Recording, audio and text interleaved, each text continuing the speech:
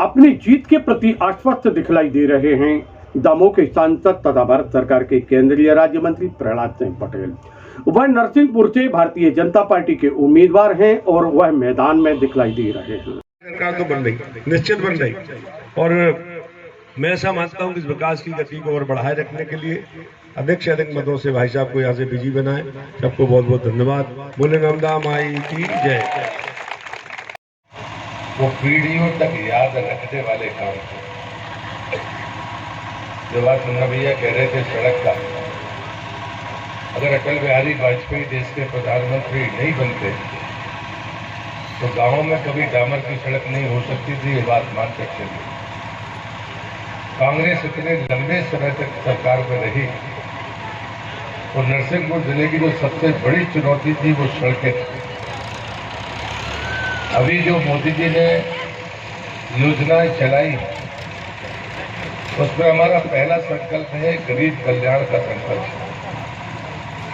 और गरीब कल्याण का जब संकल्प की बात होती है तो 80 करोड़ लोगों को कोरोना से लेकर अब तक दिसंबर तक 3 साल तक हम लगातार मुफ्त में अनाज देने की घोषणा मोदी जी ने की थी, जो हो रहा है। अभी 3 दिन पहले मोदी जी सिवनी में आए थे।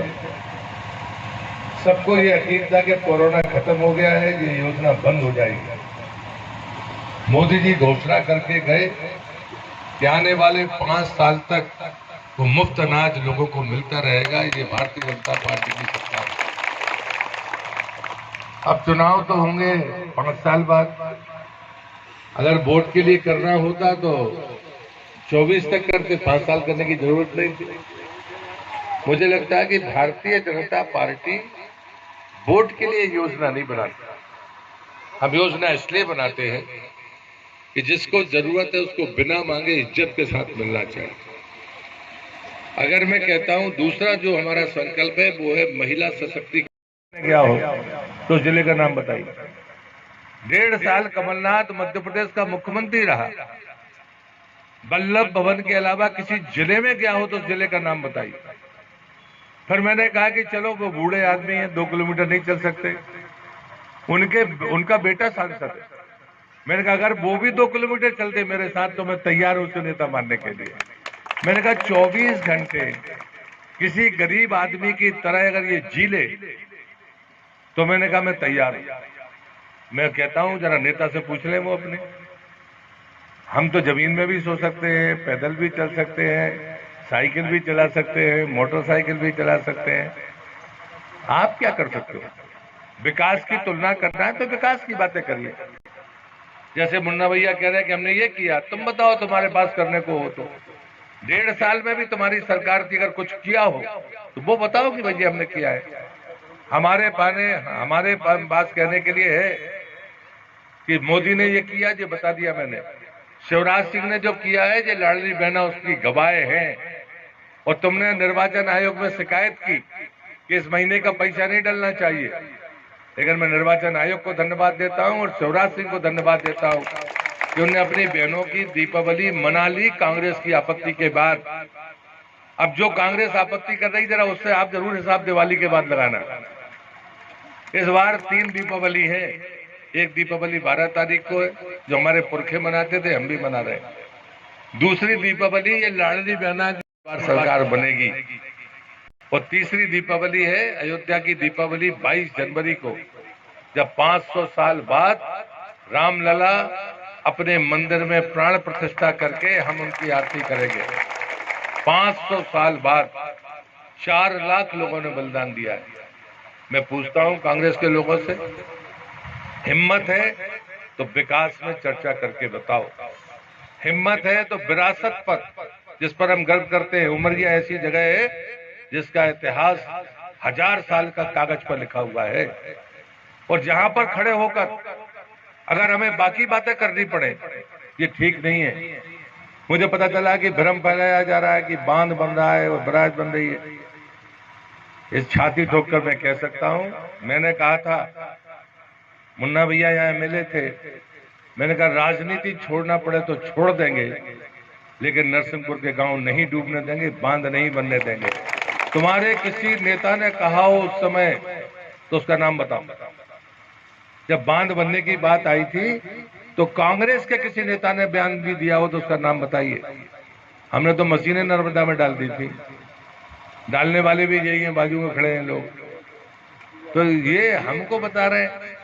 अरे बैराज का मतलब बांध नहीं होता, और जो बांध और बैराज का अंतर नहीं जानता, जो इतना मुन्ना भैया विकास बता रहे हैं उसके शून्य लिख दिए जाए तो जो बेचारा गिनती नहीं कर पाएगा, ऐसा उम्मीदवार है कांग्रेस का। तो मुझे लगता है इस भ्रम में नहीं पड़ना चाहिए।